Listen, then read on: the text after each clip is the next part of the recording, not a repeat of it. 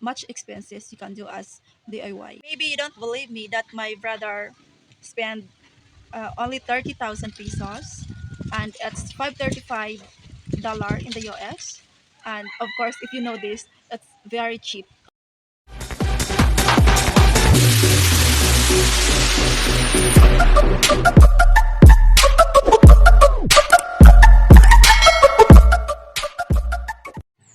Hello everyone, welcome to my channel. It's me again, Chi, and for today's video, I would like to share you something about the wedding here in the Philippines province. But before we start, I would like to thank you to all my viewers and to all my new subscribers. Thank you so much for supporting me. And if you don't know me, I'm Chi from Negros Oriental, and I'm living here in the province of Negros. So our topic is about the wedding here in the Philippines, and here in the province is different. So we're talking about the tradition and culture here in the Philippines. So if it's about the wedding here is different. Some of them are doing the ritual or something like, very traditional. So if you don't know, you can make a research or do some research about it. So, okay, how much you spend uh, the wedding here in the Philippines? So if you are here in the province and you are doing the wedding like DIY, so you're the one uh, doing all of this, doing by DIY or about the expenses. And if you don't have much expenses, you can do as DIY. Maybe you don't believe me that my brother spent only 30,000 pesos, and it's $535 in the US. And of course, if you know this, it's very cheap, of course. So yeah, you heard that. 30,000, that's very cheap. How without that? Of course, um, we're doing DIY, and we receive help from our relatives.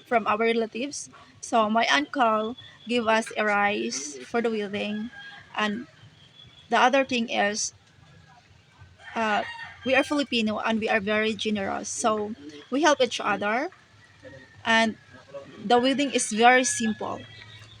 Last February 8th, my brother got married, and after 10 years, finally we decided to get married, and we held it here in the province, of course, because we're living here. And yeah, maybe you are confused when you heard about the 30,000 pesos.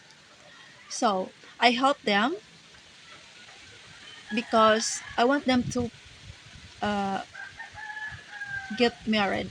I want them to get married because um, their children needs a their marriage contract to their school.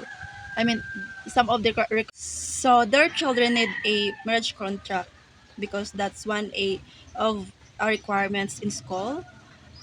And maybe you will confuse to why after 10 years.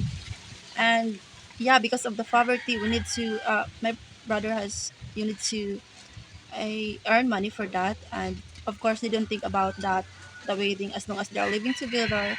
And you know the Philippines, right? Even if they don't get married or living together, like live in. So yeah, after 13 years they decided. I'm sorry guys if you heard a lot of chicken, because our neighbor has a lot of chicken here around. And yeah, you heard it. So we go back to our $535, how much we spend it, and how we do that. Okay, so rent a gown like 2,500 pesos, and I bought a cake like 1,200 pesos, and of course the makeup artist is like 500. I have a list here.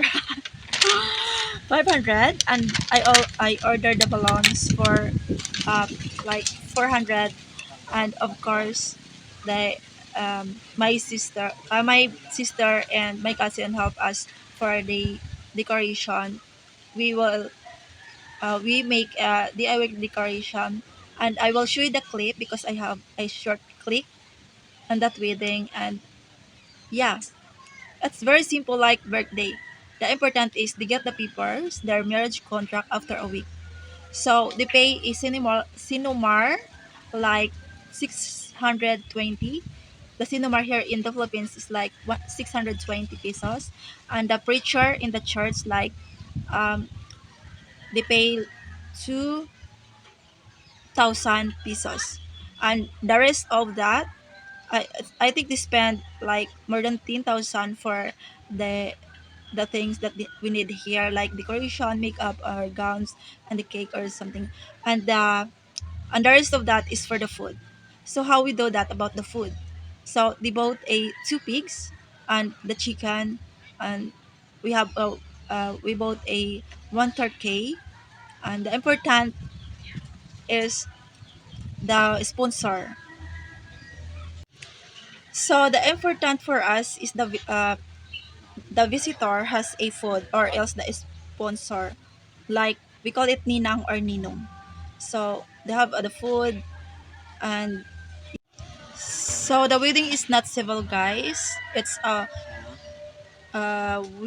church wedding, and of course, I know you will confused about it because that's very cheap, and maybe I'm a little bit stressed that time because I'm the one who's telling them how to do it, how what's the decoration I like, and of course I help them a lot.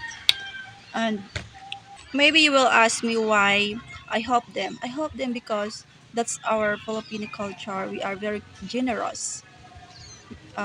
Filipino known that as generous. The Filipino are very really generous because even even they have a very little food, money or anything, Filipinos are always have the the good character and friends. They love to share, give love, and of course, care. How about you? Do you have plans to get married here in the Philippines?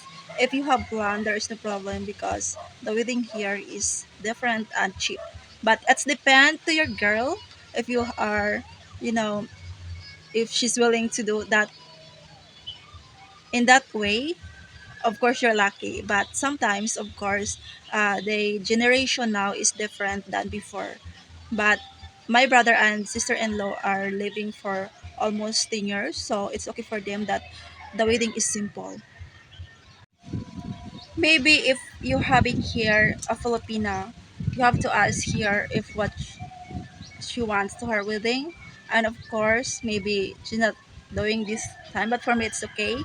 And I will show you the short clip of that wedding. And yeah, thank you so much for watching, and I hope you like this video, and I will make more for the about the Philippines culture. So this is the short clip that I have, and this is the reception. We held it in front of the house, and we don't spend much money of this.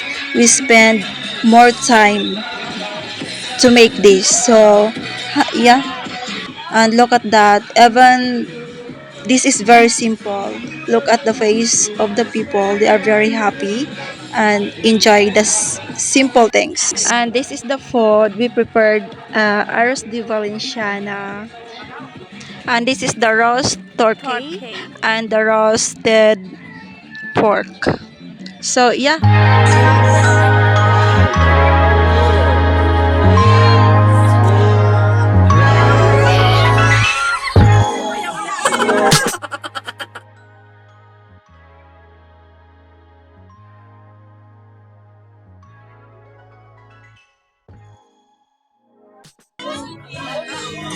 Alam kami ang ikatatlo atin sa bumungkit.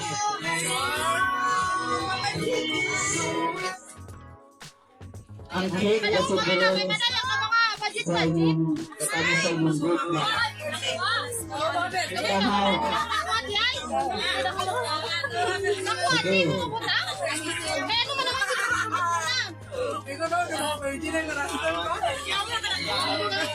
Siguro ko.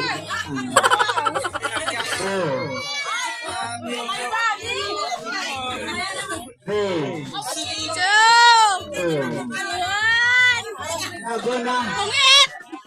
It is.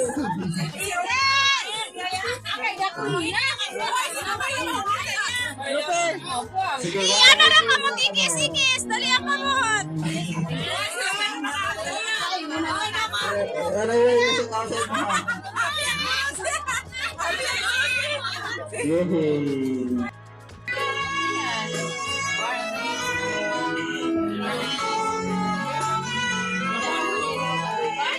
Hoy, bata na! Kaya uban naman ka! Gunting-gunting!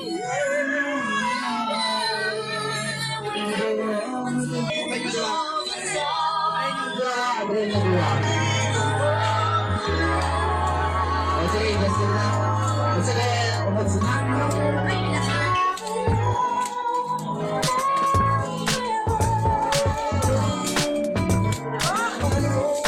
Usa ka box nga katanduay! Pinangay ba siya gunting-gun?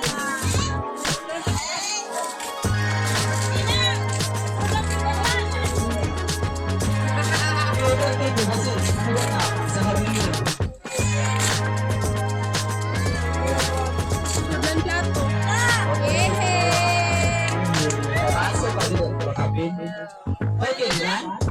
Wala!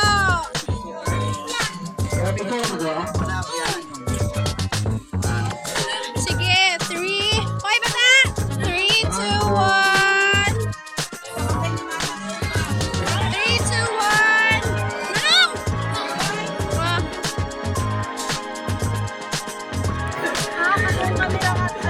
Diin ko ba? Diin! Dalawa! May sakawit ka!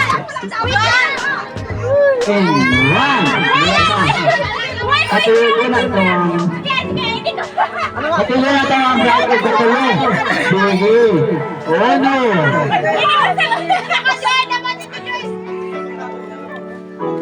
Dos. Medyo pongko ka ba daw? Tres. Pinagkakaisa. And go!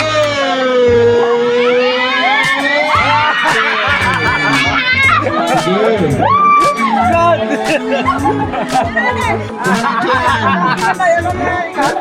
Sinanansiyan na, sunod. Sinamanakan ako ang mga boys together sa